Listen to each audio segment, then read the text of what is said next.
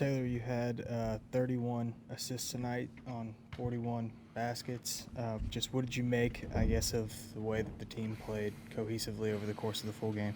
Yeah, it was great. Obviously, it was nice knocking down some shots, but as I said, from even our last game, I thought we had great ball movement, great body movement. I thought for the majority of the game was really good. I think we had a little lull there in that fourth quarter when they were making a run. We just got a little lax with our movement. But multiple guys, if you look at the box score, I think everyone that had assist -1 was like 2+ assists. So that's really impressive. I thought our movement patterns were great. Our pace still wasn't where it needed to be. I thought Denver obviously played really fast and knew that was going to be a big factor coming in the game. But overall, great ball movement, built the lead in that third quarter, and a lot of that was just getting stops and just playing collective basketball. So very impressive, and we're going to have a challenge again. Not sure, if Jokic will be back or not, but obviously Strother hurt us, and we know what Murray's fully capable of. I thought we did a good job on Porter tonight, which was big. So we just got to be ready for whatever the challenge is on Tuesday.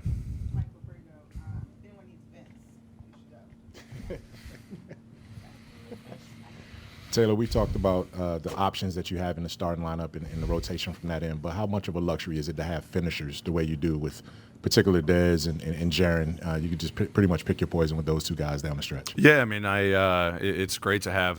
Just we want to play collective as much as possible, but then I just kind of felt that we just needed to slow the game down. I think the last, maybe 2 minutes, Jaren had a couple great looks right there in the paint. We could have still done a better job moving in those situations, missed a couple bunnies, and then, Dez with some just very big-time poised plays, playmaking, obviously his layup finish, but then just settling the team down, getting to the spacing. We know what the coverages were.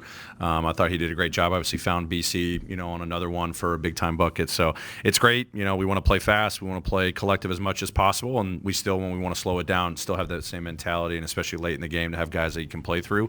We're learning. Our finishing lineups throughout the season have been very different, game to game. So proud of the guys that finished tonight, when they were trying to make their run.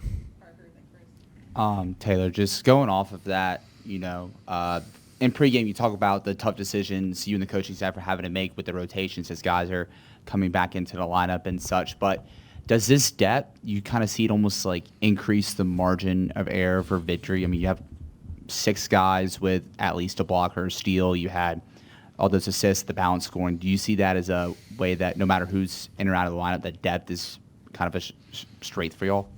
We're trying to find our competitive advantages everywhere possible, their style of play offensively and defensively, and we knew that was a big focal point tonight with, the depth that they have, obviously with a number of important guys out. So we wanted to make sure we had the pace we needed, the movement, and then I thought our on-ball activity, that was a big focus tonight, was really, really good for us. Obviously, a couple guys had some, good scoring nights, as a, benefit to our game plan. We'll go back, watch the film, see what we need to correct, for Tuesday's game. But overall, the more that we can, I think at one point I subbed 5 guys in just because the clock kept ticking, and I wanted to make sure I got some fresh guys out there. I was just reading, some of the body language, and just being able to have a lot of different guys to step in the floor, play that relentless style of basketball, that's what we're pressing upon. So if we can find that as a competitive edge, we're going to try to lean into it as much as we can. I saw before the game you said something, you talked about using depth to maintain intensity. Mm-hmm. If you're doing, say, quicker substitutions to try to utilize your depth, do you see any tension there between the way that helps you maintain freshness versus maintain or lose chemistry in lineups? And if so, is that something that you think can improve over the course of the season? I think it's something hopefully we can improve. It's definitely new.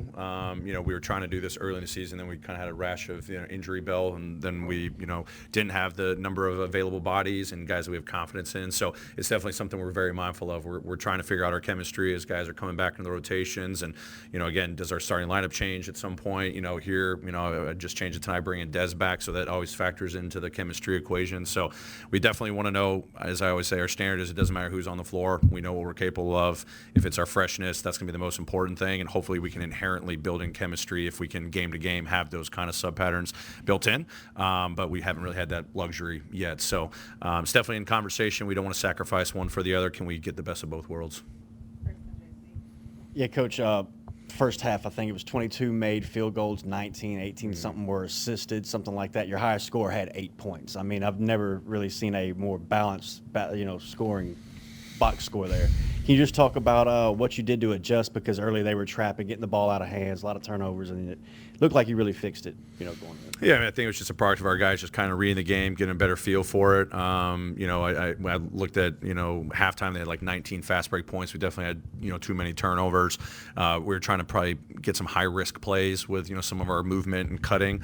And then I felt in the third quarter we just cleaned that up, big time. But luckily, even before halftime, we still had, as you said, 18-ish assists, and I press upon them. That's how we got to play. Got to come out with the, same edge mentality, just even clean it up more, take care of the ball, be smart with our transition defense. I thought we did a better job of that. Obviously, Westbrook had his moments in the second half that hurt us. So overall, our guys are just kind of, feeling it out as the game goes on. We want to play fast. We want to play collective, and we know it's been a season-long thing already that turnovers are a factor, and we just got to learn as we get going, and luckily they got better. Hey, Coach, two-part question. Any early updates on Zach's injury, and also what you think of his impact early on that first quarter? Got to a slow start, but when he came into the game, he had an immediate impact. Just your thoughts on that. Yeah, rolled the ankle, I think in the first half, got evaluated, got cleared, was good to go, and then, unfortunately, I think it was a similar situation just right in front of our bench, and just got his foot cut up. We'll get more of an evaluation tomorrow and see how he bounces back. And I thought his impact was great, rebounding, him running the floor, and moving the ball. I love the shots that he took when he was open, but he was playing collective. And then, he's a big target. I thought he was moving well without the ball. And then when a guy got in a jam, they were able to find him. But the rebounding was the thing that stood out to me. And just his presence in the paint, blocking shots. He had that one on Murray, just pick and roll defense with Murray that's really dynamic and hard to guard. I thought he did a heck of a job on that end too.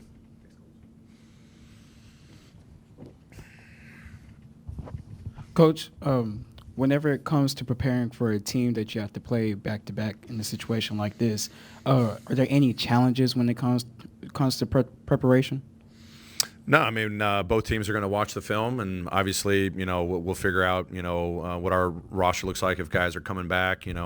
Zach's situation, Marcus as well, and when you got Jokic looming as well, if he's coming back Tuesday in the Cup game, that'll factor in for sure. But we got to go off of the tape from tonight.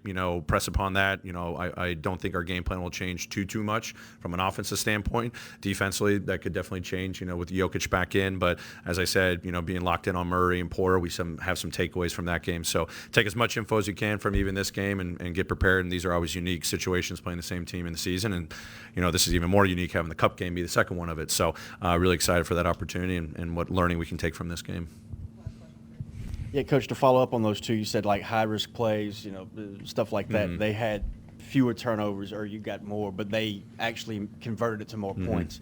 It's easy to teach on that, after a win, but, how are you going to help maybe clean that up? What's going to be the message going into this second? Yeah, I mean, it's watching film, and then when we do our walkthroughs, just, showing the movement patterns where, you're trying to make that play, which we've been drilling, but you maybe missed the other opportunity, or maybe there was something even earlier in the possession. We didn't have to rely on that high-risk play later in the possession. So we'll go back. That's what we're doing, educating our guys. It's still a work in progress. I love that the intent is there.